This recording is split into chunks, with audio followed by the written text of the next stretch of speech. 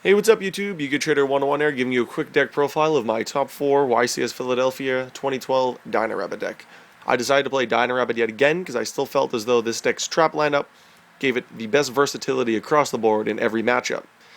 I honestly felt like my Dragon matchup with this specific build was somewhat in my favor, and even though I lost one in the top 4 against Andrew Martin, I still feel as though, in the long run, this deck has a good matchup against the Dragons. But I was unable to defeat Andrew in the top 4, and I actually also lost in the 3rd/4th playoff in a Dino-Rabbit mirror match, so I ended up getting 4th place.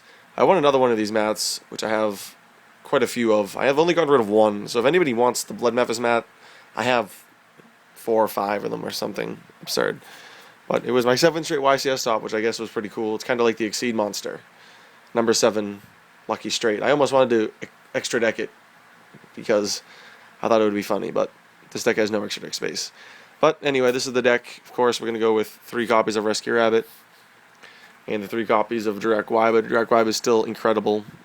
I don't care how the format would ever progress. I'm always going to play 3 Direct Ybs in my Dino-Rabbit deck. It's such an important card.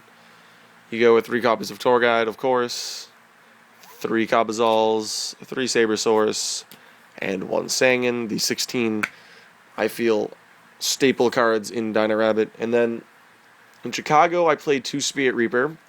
In Dallas, I think I played Grand Mole and like Thunder Kings or something. And at Atlanta, I played Thunder Kings and Veilers. And here I decided just to play Mole, nothing else, just 1 Grand Mole. It's only 17 monsters, kind of a low monster count, but I didn't want to play Reapers again.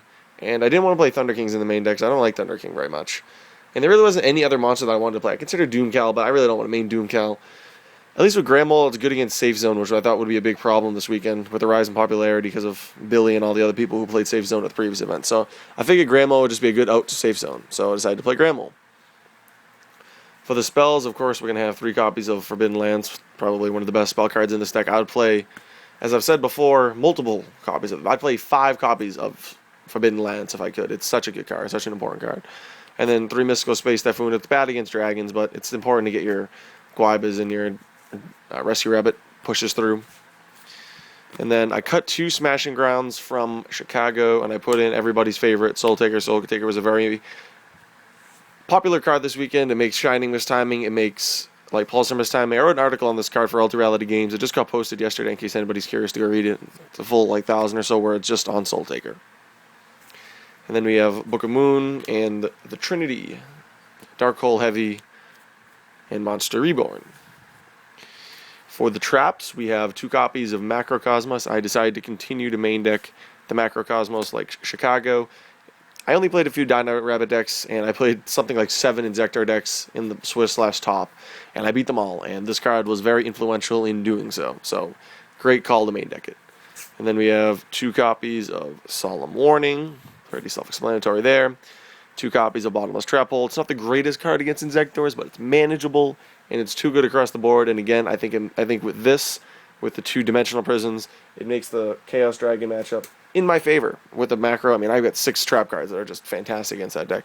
And then 2 Torrential Tribute, a Starlight Road, and a Solemn Judgment. Very similar to my decks from Chicago.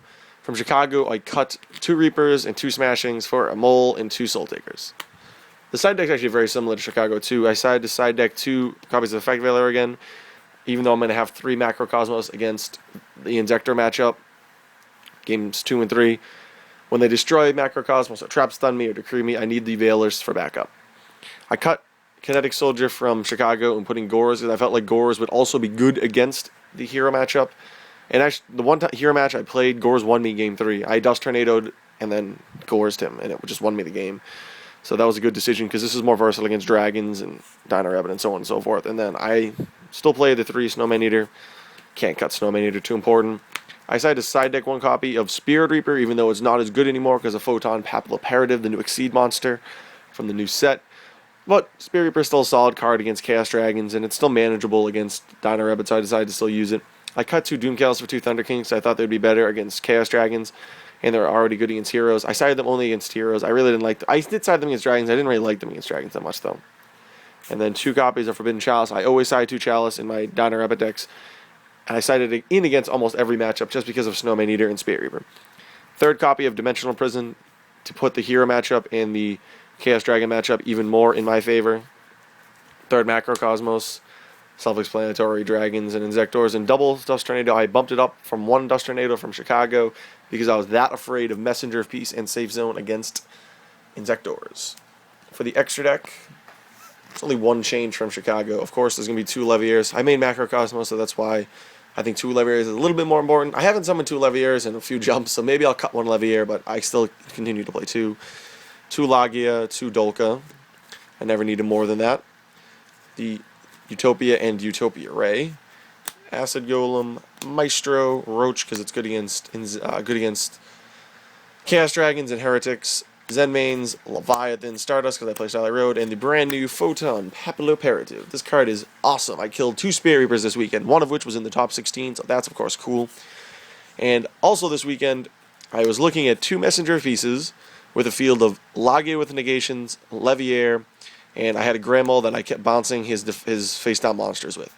What I ended up doing was I took my Levier, and I shifted Levier to defense mode.